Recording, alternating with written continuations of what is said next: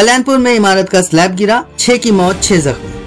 आज दोपहर कल्याणपुर के चिखलीपाड़ा मंगल राधे नगर में सप्तशृंगी इमारत का स्लैब गिरने से 6 लोगों की मौत हो गई, जबकि 6 लोग गंभीर रूप से घायल हो गए। आज इस इमारत का जो 4 मंजिला थी उसका स्लैब नीचे गिरा। मलबे को हटाने में अग्निशमन दल, पुलिस, महापालिका कर्मचारी, TDRF और सिविल डिफेंस की टीम को 3 घंटे तक काफी मशक्कत करना पड़ा। तब तक 6 लोगों की मौत हो चुकी। मरने वालों में सुशील गुज्जर, नमस्वी शेलार, वेंकट चौहान, सुनीता साहू, परमिला साहू और सुनीता पारधी कुल 5 महिला और 1 पुरुष है। बाकी 6 लोग गंभीर रूप से घायल हुए हैं, उन्हें अस्पताल में भर्ती कराया गया है। घटनास्थल पर KDMC आयुक्त अभिनव गोयल और स्थानिक विधायक सुलभाताई गायकवाड़ ने जाकर मदद कार्य में सहयोग किया।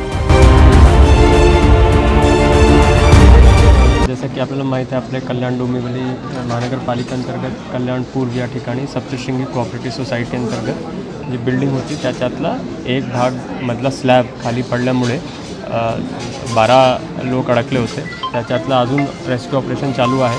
जवळजवळ 3 तासपासून रेस्क्यू ऑपरेशन चालू आहे। त्याच्यामध्ये महानगरपालिकाची सगळी टीम, लोकल प्रशासनची टीम, महसूल प्रशासन, आरोग्य प्रशासन, माननीय आमदार गायकवाड मॅडम, इतर लोकप्रतिनिधी, सर्व नागरिक ही इथे उपस्थित आहेत, त्यांच्या सहकार्य लाभत आहेत। सिव्हिल डिफेन्सची ही टीम आपल्यासोबत आहे। विशेष करून TDRF Thane disaster response force यांची एक विशेष तुकडी इथे येऊन आपली मदत करत आहे।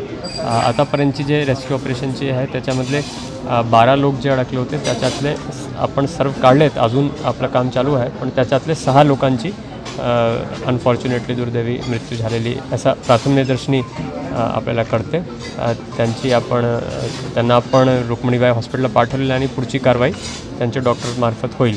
आणि उरलेले जे 6 लोक आहेत ते आज रोजी ते ट्रीटमेंटवर विविध ठिकाणी विविध हॉस्पिटल्सवर त्यांचे ट्रीटमेंट चालू आहे। सर, ही या बिल्डिंगला धोकादायक बिल्डिंग होती असं समजतं, काय नक्की माहिती आहे, काय सांगाल? जे आपले C1 C2 कॅटेगरी आपण महानगरपालिकामार्फत घोषित करतो त्याच्यामधली हे सध्या इमारत नव्हती।